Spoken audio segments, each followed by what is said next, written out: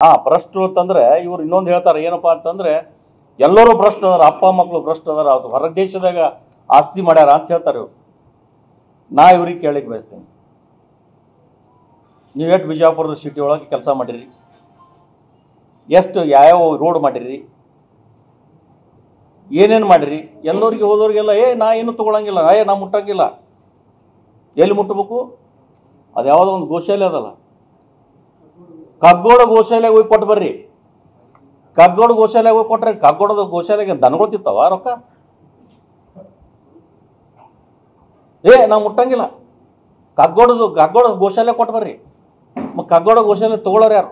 ಆ ದನಗಳು ಮುಂದೆ ಹೋಗಿ ನೋಟಿನ ಬಂಡಲ್ ಇಟ್ರೆ ದನ ತಿಂತಾವ ಅಂತ ಕೇಳ್ತೀನಿ ನಾನು. ಅದು ಎಷ್ಟು ದನಗಳು ತಿಂದಾವ, ಎಷ್ಟು ರೊಕ್ಕ ತಂದು ಕೊಟ್ರ ಅದೆಲ್ಲ ದಾಖಲೆ ರಿಲೀಸ್ ಮಾಡ್ರಿ. ಇನ್ನ ಭಾಳ ಅದ ನನ್ನ ಬಲ್ಲಿ.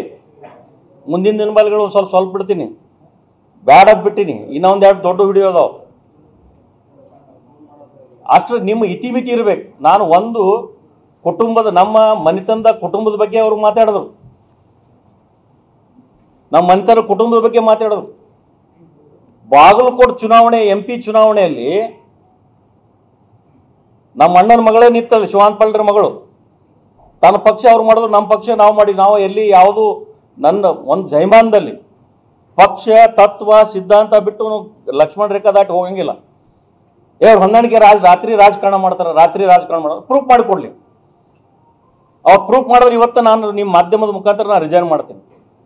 ಅವ್ರಿಗೆ ಹೆಣ್ಣು ಮಕ್ಕಳಿಲ್ಲ. ಈಗ ಸಂಯುಕ್ತ ಪಾಟೀಲ್ ಅಲ್ಲಿ ಇಲೆಕ್ಷನ್ ಚುನಾವಣೆ ನಿಂತ್ರ ಯಾವ ರೀತಿ ಮಾಡಿದ್ರು? ಗಜಕೇಶ್ವರಿ ಯೋಗ ಅದ್ರಾಗ ಹಾಸ್ಯಾಸ್ಪದ ಮಾಡಿ ಮಾತಾಡಿದ್ರು. ನಿನಗೆ ಅವ್ನಿಗೆ ಹೆಣ್ಣು ಮಕ್ಕಳಿಲ್ಲ, ಅವನಿಗೆ ಹೆಣ್ಣು ಮಕ್ಕಳಿದ್ರೆ ಅವ್ರಿಗೆ ಗೊತ್ತಾಗ್ತದೆ. ಎಲ್ಲರಿಗೆ ಸರಿಸಮಾನ ಮಾತಾಡೋದು. ಸ್ವಲ್ಪ ಇತಿಮಿತಿ ಬೇಕದಕ್ಕೆ. ಯಾವಾಗಲೂ ಮನುಷ್ಯ ಮಾತಾಡ್ಬೇಕಾದ್ರ ನಾ ಇಷ್ಟೇ ವಿನಂತಿ ಮಾಡ್ಕೋತೀನಿ. ನೀ ಏನ್ರೆ ನಮ್ಮ ಮನೆತನ ಬಗ್ಗೆ ನೀ ಹಿಂದೆ ಏನು ಮಾತಾಡಿದಿ, ಪಂಚಮಸಾಲಿ ಸಮಾಜ ನಿನ್ನ ಹೋರಾಟ, ಪಂಚಮಸಾಲಿಯರ್ ನೀ ಎಲ್ಲಿ ಹೋರಾಟ ಮಾಡಿದಿ, ಯಾವ ಪಂಚಮಸಾಲಿಯರಿಗೆ ಮಾಡಿ, ಈ ಕೂಡಲ ಸಂಗಮ ಶ್ರೀಗಳ ಜೊತೆ ಕೂಡಿ ಇದೇನು ನೀ ಡಾಂಬರಾಟ ನಡೆಸಿಯಲ್ಲ. ಪಂಚಮಸಾಲಿಯರ್ ಅಂತೇಳಿ ಎಷ್ಟು ಮಂದಿ ಪಂಚಮಸಾಲಿಯರು ಬಂದು ಬೀದಿಗಿಳಿದು ಕೆಲಸ ಮಾಡತ್ತಾರ, ಹೋರಾಟ ಮಾಡತ್ತಾರ. ನೀ ಏನು ಬ್ಯಾಂಕ್ ಮಾಡಿಯಲ್ಲ ಪುಣ್ಯಾತ್ಮ, ಬ್ಯಾಂಕಿನ ಸ್ಟಾಫ್ನವ್ರು ಕರ್ಕೊಂಬಂದು ನೀ ಏನು ಸ್ಟ್ರೈಕ್ ಮಾಡ್ಸಕತ್ತಿ, ಇದನ್ನು ಬಿಡು. ಸ್ವಯಂ ಪ್ರೇರಣೆಯಿಂದ ರೊಕ್ಕ ಇಲ್ಲದೆ ನಾನು ಕರೆಸ್ತೀನಿ, ಬೇಕಾದ್ರೆ ನನ್ನ ಕ್ಷೇತ್ರದಿಂದ ಬರೀ ಫೋನ್ ಮಾಡಿ ಹೇಳಿದ್ರೆ 20-25 ಸಾವಿರ ಮಂದಿನ ಕರೆಸ್ತೀನಿ. ಅಷ್ಟೊಂದು ಪ್ರೀತಿ ವಿಶ್ವಾಸ ನನ್ನ ಮೇಲೆ ಇಟ್ಟಂತ ನನ್ನ ಬಬಲೇಶ್ವರ ವಿಧಾನಸಭಾ ಕ್ಷೇತ್ರ. ಹೆಮ್ಮೆಯಿಂದ ಹೇಳ್ತೀನಿ ನಾನು. ಏನು ಮೊದಲು ಹೋಗಿ ಅವ್ರು ರೊಕ್ಕ ಕೊಟ್ಟು ಡಾಬಾಕ್ ಊಟ ಮಾಡಿ ಬರ್ರಿ, ಸ್ಟೇಜ್ ಹೊಡ್ಯಾಕ ನಾ ಯಾರಿಗೆ ರೊಕ್ಕ ಕೊಟ್ಟು ಮಂದಿನ ಕರ್ಸಂಗಿಲ್ಲ. ಅದಕ್ಕೆ ನಂದು ಇಷ್ಟೇ ವಿನಂತಿ ಅದ, ಸಮಾಜಕ್ಕೆ ತಪ್ಪು ದಾರಿ ಹೇಳ್ತಕ್ಕಂಥ ಕೆಲಸ ನೀವು ಮಾಡಕ್ಕೆ ಹೋಗ್ಬೇಡ್ರಿ. ಎರಡನೇದ್ದು ಪರಮ ಪೂಜಾ ಕೂಡಲ ಸಂಗಮ ಶ್ರೀಗಳಿಗೆ ನಂದು ಇಷ್ಟೇ ವಿನಂತಿ ಅದ, ಇದನ್ನು ನೀವೇನು ಮಾಡಕತ್ತೀರಿ ಇದನ್ನು ಮಾಡಕ್ಕೆ ಹೋಗ್ಬೇಡ್ರಿ ಅಂತಕ್ಕಂಥ ಮಾತು ನಂದು ವಿನಂತಿ ಪೂರ್ವಕ ತಮಗೆಲ್ಲರಿಗೂ ಹೇಳಕ್ಕೆ ನಾನು ಬಯಸ್ತೀನಿ. ಆದರೆ ಎಷ್ಟೋ ಜನ ಈ ಮುದ್ದ್ಯಾಬಳದಲ್ಲಿ ಏನಾಯ್ತು ಪರಿಸ್ಥಿತಿ, ನಾಡಗೌಡರ ಇಲೆಕ್ಷನ್ ಇವತ್ತು ನಡಾಳಿ ES ಪಾಟೀಲ್ ನಡಾಳಿ ನಿಂತರು. ES ಪಾಟೀಲ್ ನಡಾಳಿಗೆ ಸೋಲಿಸ್ಲಿಕ್ಕೆ ಕಾರಣ ಯಾರು? ಅಲ್ಲೇ ನಮ್ಮ ಗೌಡರು ಹಿಂದೆ ನಿಂತರು, ಕುದುರೆ ಸಾಲೋಡಿಗೆ ಗೌಡರು. ಅವ್ರು ಯಾಕೆ ಸೋತರು? ಅವ್ರು ಪಂಚಮಸಾಲಿಯರು ಹೌದಲ್ಲ. ಸಂಜು ಗೌಡ್ರು ಇಲ್ಲೇ ಅದಾರ, ಸಂಜು ಗೌಡ್ರಿಗೆ ಸೋಲ್ಸಿದ್ರು, ಅವ್ರ ಮಗನ ನಿಂದ್ರಿಸಿ ಸೋಲ್ಸಿದ್ರು. ಪಾರ್ಟಿಯಿಂದ ಅಧಿಕೃತ ಅಭ್ಯರ್ಥಿ ಆಗಿದ್ರು, ಅವ್ರ ಮಗನ ಪಕ್ಷೇತರ ನಿಲ್ಲಿಸಿದ್ರು. ಆದ್ರೆ ನೀವು ಒಂದು ವಿಚಾರ ಮಾಡ್ರಿ, ದುಡ್ಡು ಕೊಟ್ಟು ಎಲ್ಲರಿಗೆ ದುಡ್ಡಿನ ಆಮಿಷ ತೋರಿಸಿ ದುಡ್ಡು ಇಲ್ಲದೆ ಇಲೆಕ್ಷನ್ ಮಾಡ್ತೀನಿ ಅಂದ್ರೆ ಯಾರ್ಯಾರು ದುಡ್ಡು ಕೊಟ್ಟಾರ ನನ್ನ ಬಲ್ಲಿ ದಾಖಲೆಗಳದಾವ.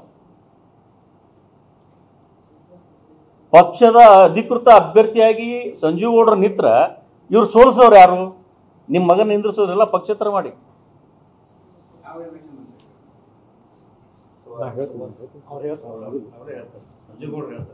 ಅದಕ್ಕೆ ಈ ರೀತಿ ನಡೆದಿದ್ದೆ. ಅದಕ್ಕೆ ನಾನು ಇವತ್ತು ಮಾಧ್ಯಮದ ಮುಖಾಂತರ ನಾನು ಇಷ್ಟೇ ವಿನಂತಿ ಮಾಡ್ಕೋತೀನಿ.